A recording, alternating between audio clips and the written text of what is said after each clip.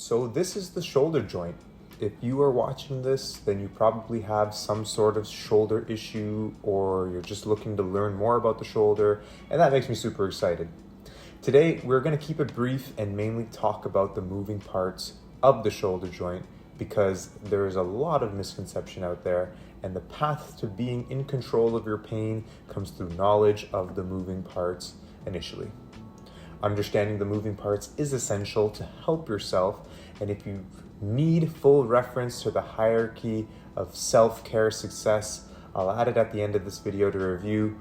Also check the link in the description for the video on an in-depth explanation on this. Let's get into it.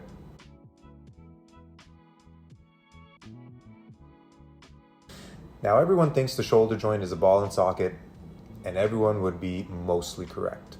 Although it is a little bit more limited version of what the shoulder is. The socket part is a little bit more complicated and has 3 moving parts of its own, in addition to the one moving part, which is that ball on the socket.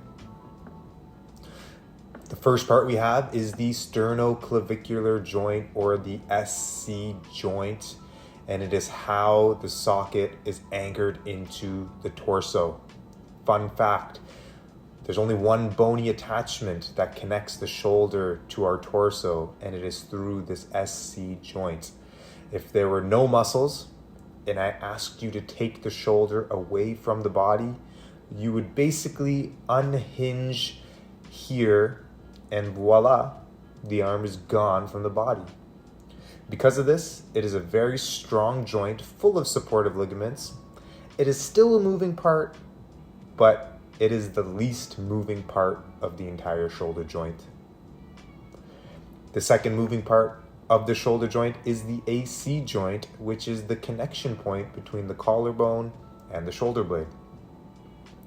This is the middle point between that stable anchor, the SC joint, and that extremely mobile shoulder blade, and is a common area of injury if you land hard on this particular area of the body through sport or falling. The third moving part of the socket is the scapulothoracic joint, which is the interaction between the shoulder blade, aka the socket, and our rib cage. Through muscle coordination is how the shoulder joint connects into our core and is a major player in allowing us to do amazing things with the shoulder. More information on the muscles are coming later. This is the foundational knowledge of understanding the moving parts, which is what you need to learn before we even get into the muscles. The last joint we have is the one that everyone knows about, and that's the glenohumeral joint, the ball and socket. Our rotator cuffs live here, and is a very shallow joint if you look at it with the ball and socket. And this really allows for the shoulder to be extremely flexible and do, like I said, the amazing things that people can do with their arms. There it is. There's some moving parts of the shoulder. Some clinical pearls that I have from my clinical experience. Number one, shoulder problems stem from a disharmony from the ball and the socket. From this video, I hope you learned that the majority of the time it will be a socket discoordination more often than not. So having less focus on the rotator cuff and more focus on these other areas might give you better results for those stubborn shoulder problems.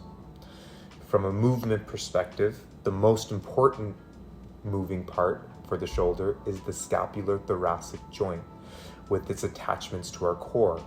Sadly, it is the most prone to being thrown off because the shoulder blade slides on about 6 or 7 ribs, which are also moving parts for the torso and our core. So past rib injuries, low back injuries, core injuries that affect the torso can disrupt the scapulothoracic joint and create that disharmony. The more moving parts there is in an area, the more challenging building body awareness is in that area as well. So while most problems lie here, it is also the hardest area to build your awareness. I didn't say it was going to be easy. Thanks for tuning in, guys. Catch in next week. We will be posting videos weekly. Physio Joe out.